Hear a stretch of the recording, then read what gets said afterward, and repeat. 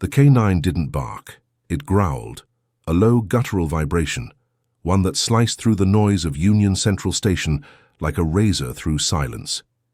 It came out of nowhere.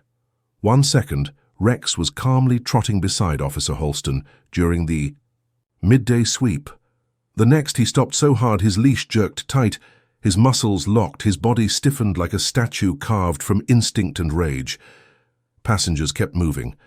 The loudspeaker mumbled something about track 17. A couple laughed, oblivious, sipping lattes just a few feet away.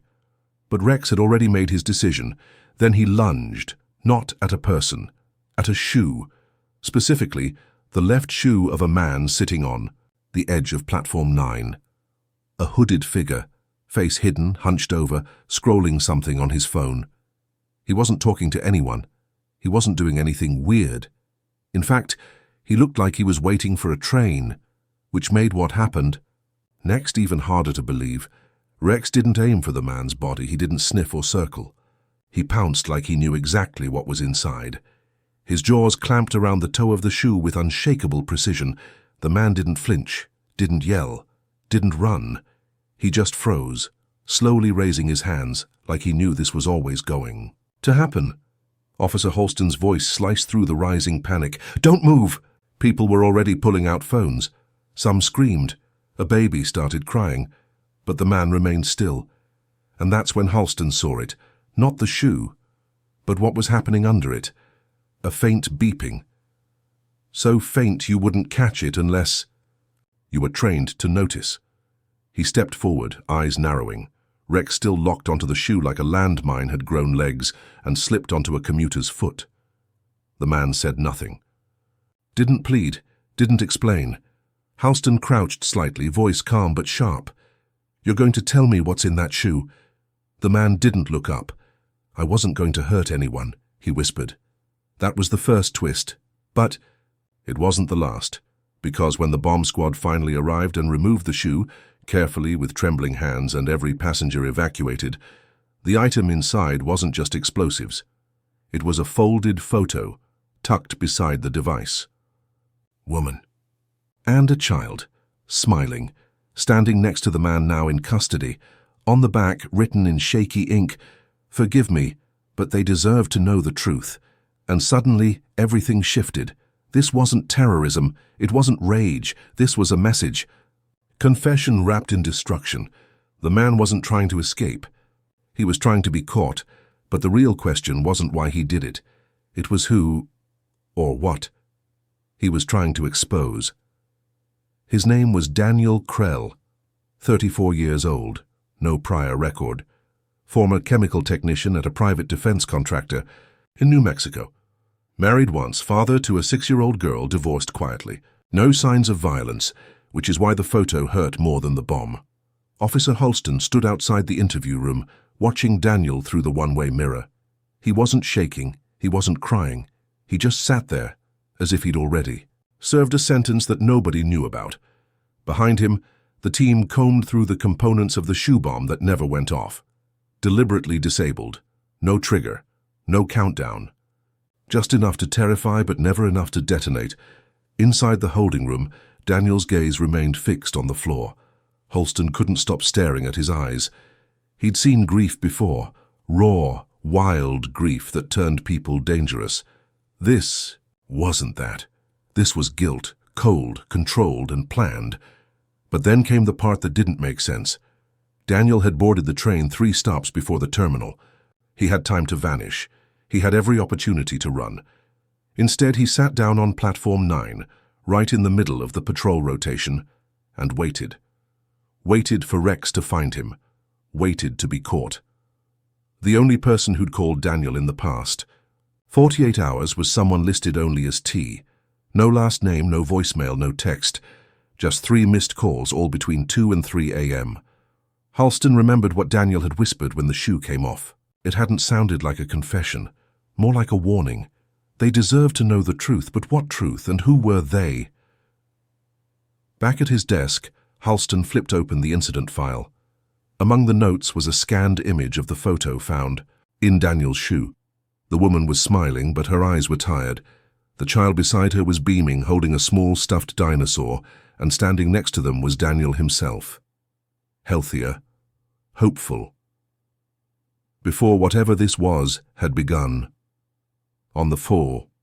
Back of the photo was the real clue, not just the handwriting, but the date. It was from 4 years ago, exactly one day before a quiet explosion had rocked a now-defunct defense lab in Santa Fe, an incident buried under a facility accident cover story scrubbed from public record. Daniel had worked there. He wasn't just trying to confess, he was trying to force someone to listen. And now, as Rex sat silently in the hallway outside the interrogation room, ears alert, Halston wondered if the K9 had picked up on something no one else could. Because when the handler leaned down to remove Daniel's shoe, Rex hadn't looked at Daniel. He had stared and growled toward the tracks, towards something or someone else entirely. Rex wouldn't stop pacing. It wasn't the usual restless shuffle of a bored K9. No, this was calculated, measured, like he was waiting for something, watching something no one else could see. Halston sat across from Daniel again. This time no handcuffs, just a voice recorder on the table and a silent tension that could splinter glass. "You wanted to be caught," Halston said quietly. "But you didn't want to hurt anyone." Daniel nodded once. "That's right." "Then why build it?" Daniel didn't answer right away. His fingers traced the edge of the table like they were trying to remember something by touch. Finally he whispered, "Because they won't talk unless there's fear." Halston leaned forward. "Who?" A long silence. Then, "You'll know. When the next one shows up." That's when Halston made the call. Bring in the forensics on Daniel's phone, laptop, anything tied to him. And while tech teams sifted through his digital past, Halston reviewed old reports from the Santa Fe lab. The explosion had been ruled an accident, a pressure tank rupture during a classified materials test, but there were inconsistencies buried. In the language, residual thermal energy far higher than expected, personnel unaccounted for during initial sweep, material missing, classified under Project Harrow. Project Harrow, no digital trail, no whistleblower logs, except Daniel. And then came the call that changed everything. The lab techs found a folder on Daniel's laptop, encrypted, fragmented, but partially recovered. Inside, internal emails, photos, a schematic of a small capsule, labeled H22 and a manifest list. It had names, dates, locations, all deceased except one, a man named Coulter Brandt. Last known address, Queens. No employer, no known affiliations. But the kicker? Brandt had once worked under the same facility as Daniel, same floor, same sector, but disappeared 6 months after the lab accident. No forwarding address, no digital footprint since. Halston's gut twisted. The pieces didn't add up yet, but one thing was now certain. Daniel wasn't the threat, he was the messenger, and someone wanted to bury the message. Back in the station, security reviewed platform footage from earlier that day. They weren't looking for Daniel. They were watching the background. At 12:07 p.m., 4 minutes before Rex locked onto Daniel's shoe, another figure walked past. No eye contact, no hesitation, just a straight path toward track 11. Hood up, bag in hand, same build as Daniel, same walk, but he didn't get on the train. He vanished behind a column and never re-emerged. No exits, no camera pickups, gone. It was like he knew where the blind spots were. Halston paused the footage and zoomed in on one freeze frame, the man glancing just briefly at Daniel from across the platform. A nod. Barely noticeable, but Daniel hadn't responded. His eyes were locked ahead, tense like he'd been told not to react, because someone else was watching. Halston returned to Daniel, holding the printout of the freeze frame. "This him?" he asked. Daniel didn't speak. He just closed his eyes. Halston slammed the photo on the table. "Is this the guy who has the rest of whatever Project Harrow was? The one Rex growled at?" Daniel looked up. "He's not carrying it." His voice was barely audible. "He is it," Halston blinked. "What do you mean?" But Daniel just shook his head. "You're not ready to hear it." Meanwhile, Rex had moved again. He was sniffing under the bench near track 9. Not where Daniel had been sitting, but a few feet away. A duffel bag, unnoticed in the chaos, wedged between the trash can and the pillar. The bomb squad returned, suits on, tools ready. They opened the bag and found a second shoe identical to Daniel's. Same compartment carved out inside, but this time, no note, just a steel capsule. H-22 stamped faintly on the side, and it was leaking. Suddenly, Daniel's calmness made sense. The truth wasn't in what he had, it was in what he knew was coming. That capsule, whatever it was, had been meant to move undetected, until Rex got too close, until instinct overruled design. Halston stared at the container through the glass. Quarantine case. It hummed faintly. Cold vapor curling around its edges. The scientists called for immediate containment. They didn't touch it. Just whispered to each other in clipped panic. Not a bomb. Not exactly. Something biological.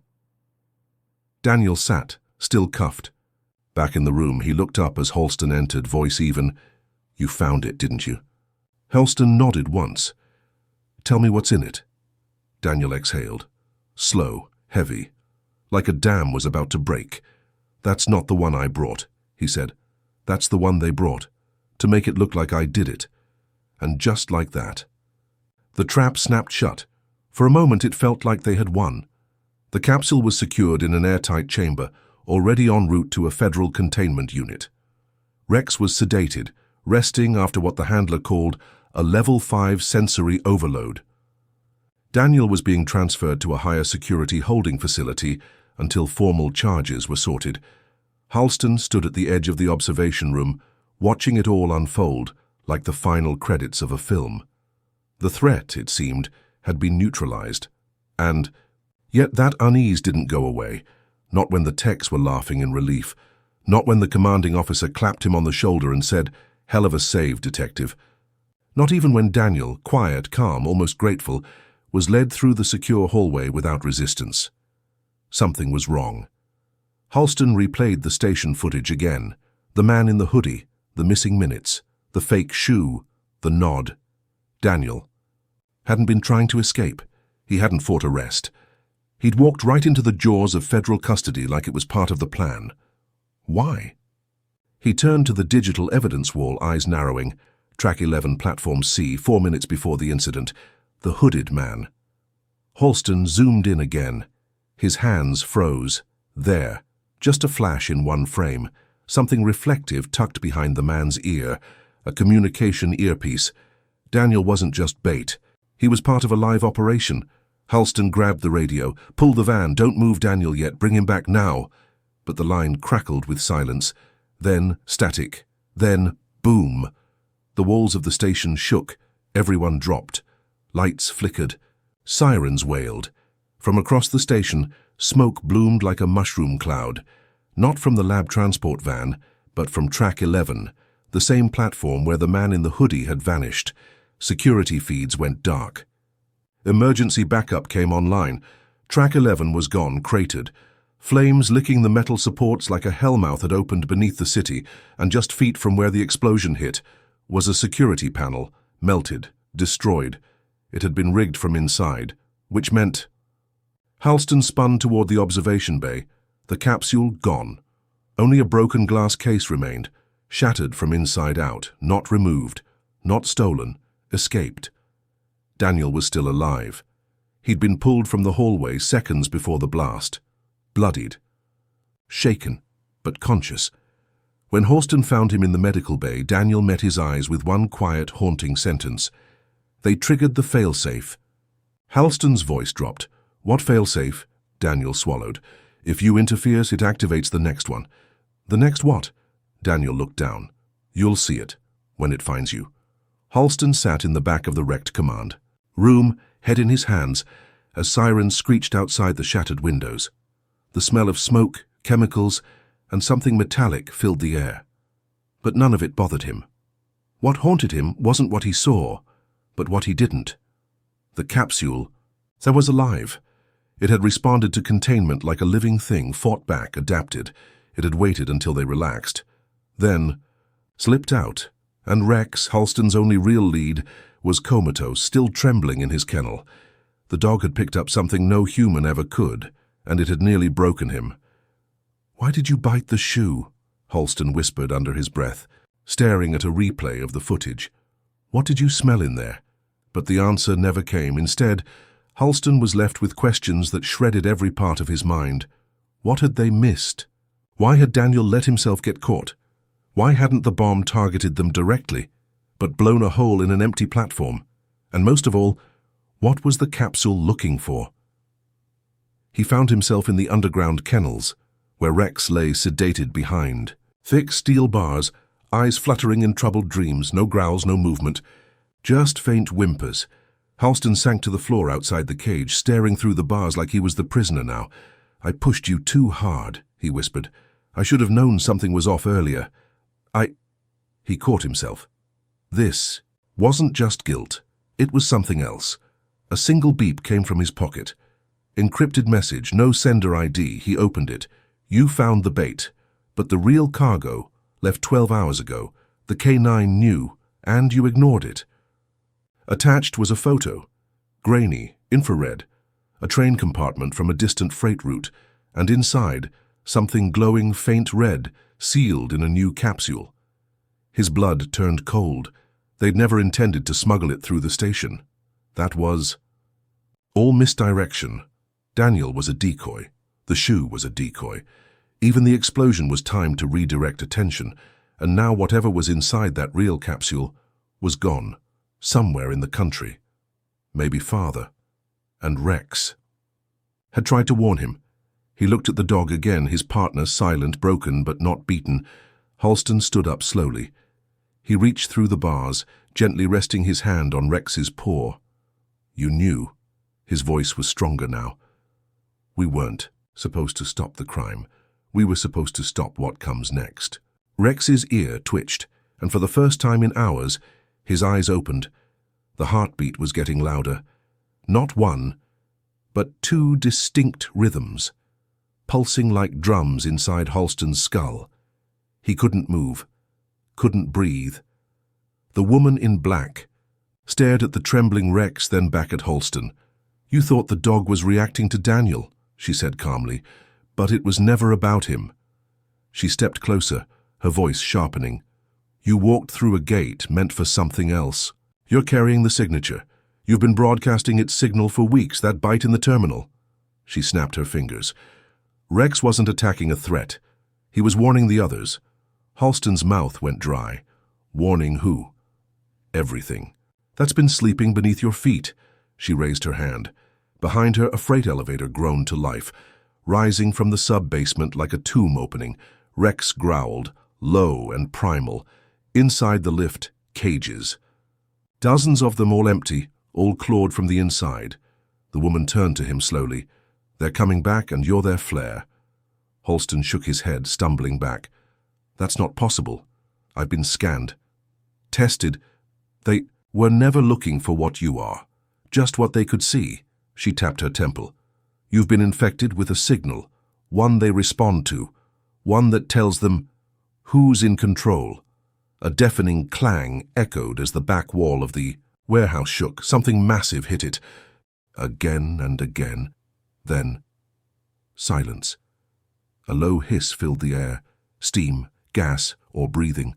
The soldiers around them stiffened, glancing toward the source, then toward Halston for the first time. They looked scared. The woman whispered, "If I die." "Tonight, Agent Halston. The thing that follows will never stop looking for you." She pulled a pistol from her coat and laid it on the ground. "Your choice." Rex bolted forward, not at the woman, not at the guards, but at Halston. He didn't bite. He pushed, slammed into Halston's chest, knocking him flat, and saved his life. Because a second later, the far wall exploded inward, a blur of limbs, something tall, gaunt, and fast as a whisper. It hit one of the soldiers first, lifting him by the spine and folding him like paper.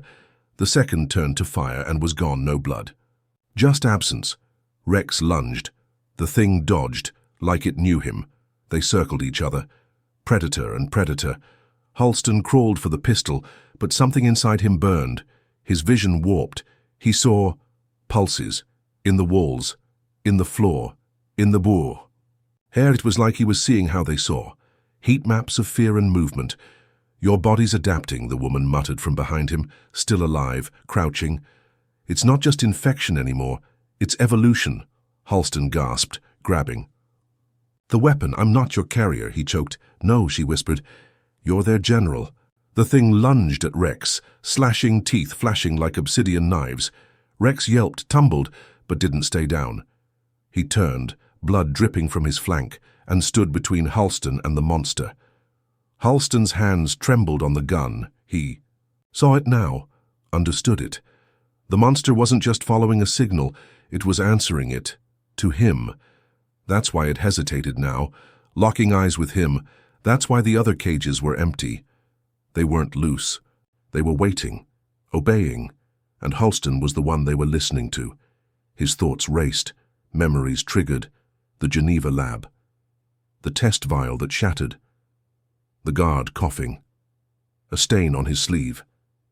7 months of nothing until... Now, stand down, Halston whispered. Not to the guards, but to the creature. It tilted its head, still, poised to strike. Stand. Down. And it stopped. Not because it was afraid, but because it recognized him. Rex whimpered softly and collapsed. The silence was deafening. The woman stood, brushing dust from her coat. I told you, she murmured. You weren't hunting a weapon. You are one. Halston dropped the pistol. It clattered on the floor, forgotten. His hands trembled as he reached for Rex, who was still breathing barely. I didn't ask for this, he said. You were chosen. He looked up. No, I was used. He looked at the cages, at the shadow of other things waiting in the dark, and felt something inside him shift. He wasn't just infected. He wasn't just broadcasting. He could command. The creature hissed behind him. And then it knelt, on one knee, like a soldier obeying its commander. Halston stood, and everything changed. The station wasn't upside down because a K9 barked at a passenger. It turned upside down because that bark was the first warning. Rex hadn't been aggressive. He'd been begging them to see it, to see him, to see what Halston didn't even know he was. And now the man everyone thought was tracking a threat. Was the threat. The war hadn't started yet, but the world had already lost. As Halston turned, the world around him seemed to blur. The woman in black was no longer looking at him. Her eyes were fixed on something behind him, growing darker by the second. They're here. The thought hit him like a punch in the gut. His heart began to race, his pulse thundering in his ears. Rex growled low, stepping in front of him again, but this time with a new urgency. Something had changed in the air. The stillness, the pressure, like the very space around them had thickened. Halston spun around to face the empty space beyond the elevator. Nothing, but the ground vibrated now. It wasn't just a tremor. It was fair simmering. Then, slowly, the lights flickered, plunging the room into darkness for a fraction of a second. The strobe of emergency lights blinked to life, casting eerie shadows across the warehouse walls. And that's when he heard it. The scratching. Then, the screeching. It came from below. Something was dragging itself across the floor beneath them. Rex's growl intensified, his entire body rigid with tension. Halston's hands clenched into fists. I told you, the woman's voice echoed in the thickening silence, her tone not of warning but of expectation. It's already begun. Suddenly the ground beneath them cracked open, an explosion of dust and debris as the floor split wide. From the gaping hole rose a figure, tall, gaunt, its form shifting unnaturally, moving like liquid shadow, crawling upward from the abyss. It stopped and stared at Halston. It knew him. And then, in a voice that sounded like the scraping of 1,000 nails across glass, it whispered, Your command has been heard. The last thing Halston saw before the lights went out completely was Rex lunging forward to protect him once more, and the shadow reaching out. Then, nothing but silence. The world felt like it was slowing down as Halston's mind scrambled to process what had just happened. The screeching, the whisper, the sense of something far greater than any danger he'd faced before. A part of him wanted to close his eyes and hope it was all some grotesque hallucination, a nightmare from which he could awake and never look back. But the truth was unavoidable. He could feel the weight of Rex beside him, the dog's presence, a constant reminder of everything that had led him to this point. Rex was no longer just a protector, he was the key. As the lights flickered back to life in a series of erratic bursts, Halston's vision sharpened. The warehouse around him, once a cavernous and abandoned space, now felt alive. The walls seemed to pulse with a rhythm that wasn't natural, as if the building itself had its own heartbeat. It felt as though every crack in the floor, every shadow stretching along the walls, was hiding a secret far darker than anything Halston had ever imagined. Rex was still at his side, fur bristling, teeth bared. The K9 had become more than just an animal. He was the embodiment of everything Halston had come to rely on. The courage, the strength, and most of all, the unwavering loyalty that had sustained him through the chaos of the past few days. "Rex," Halston whispered, more to himself than to the dog. Rex's head snapped toward him, his dark eyes filled with an understanding beyond words. He wasn't just the dog who had saved Halston in countless ways. He was the only thing standing between Halston and the nightmare that had now fully descended on them. There was no more running. Halston took a deep breath and adjusted his stance, preparing for whatever was coming next. He could feel the weight of the gun tucked into his waistband, but it seemed pointless now. What was a weapon against something that had risen from the depths of hell, something that knew him? The shadow figure, now fully visible, in the dim light, loomed in front of them, its unnatural form stretching upward, towering over both Halston and Rex. Its eyes, glowing with an eerie red hue, pierced through the darkness like a beacon. The sound of its voice was like 1,000 voices speaking in unison, an unholy chorus that seemed to reverberate in Halston's bones. "You can't escape this. You are part of this now. You've always been." The words chilled Halston to his core, but it wasn't just the voice that unsettled him. It was the knowledge that the creature knew him, knew his past, knew his deepest fears. "I don't understand," Halston's voice cracked. He had to know, he needed to understand why this was happening. The creature's lips twisted into what could almost be described as a smile. "You've forgotten much, Halston, forgotten what you started." The words sank into him like a weight suffocating him. His memories, the ones that had been buried deep within him for years, began to resurface piece by piece like a jigsaw puzzle assembling itself without his consent. The image of a younger Halston, standing in front of a massive facility, his heart filled with naive ambition. The endless hours he'd spent working on a project, something he thought would change the world. He'd thought he was doing something good, something that would help. But in his blind pursuit of power, he had unwittingly unlocked something far darker, something that had remained dormant for decades. "What did I do?" Halston whispered, his voice cracking with the weight of the realization. "What did I bring here?" The creature didn't answer immediately. Instead, it took a step forward, and with each step, the air grew colder. The temperature in the room plummeted, frost creeping along the walls, even though there was no logical reason for it. Rex growled again, his stance defensive, but Halston could sense the dog's unease too. Rex had faced countless dangers before, but this was different. They were both caught in something far beyond their understanding. "You were a key," the creature finally said, "a key to the door that should have never been opened." Halston's heart dropped. It wasn't just that he'd been a part of something terrible. He'd unleashed it.